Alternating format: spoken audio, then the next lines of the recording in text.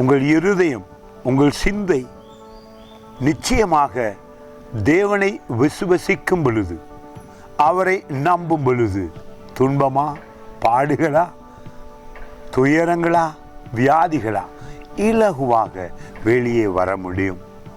சீடர்கள் துன்பப்பட போறார்கள், வேதனைப்பட போறார்கள். இயேசு சிலுவையிலே அறையப்பட்ட பிறகு என்று நினைத்து அந்த சிலுவை பயணத்துக்கு முதலே தன் சீடர்களை பார்த்து சொல்லுகிறார், உங்கள் இருதயம் கலங்க வேண்டாம் என்று. அந்த அதிசய வார்த்தையை பார்க்கும் பொழுதே சந்தோஷம் வருகிறது அல்லவா? சிலுவைக்கு முதலே எங்களை தைரியப்படுத்தி விட்டார்.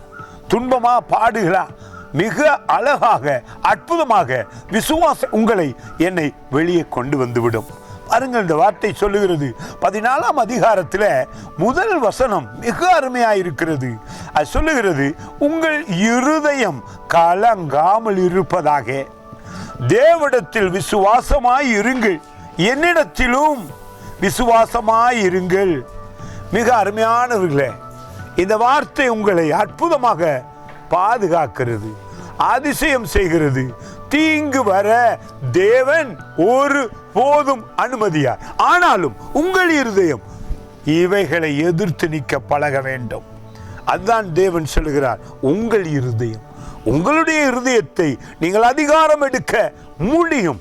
நீங்கள் துன்பங்களை பார்த்து, துன்பமே உன்னை எதிர்த்து நிற்கிறேன், நோயே உன்னை எதிர்த்து நிற்கிறேன், சத்துருவை எதிர்த்து நில்லுங்கள், அப்பொழுது அவன் ஓடி போய் விடுவான் என்று அதிகாரம் கொடுத்தாரே, அதை நம்புங்கள். God bless you.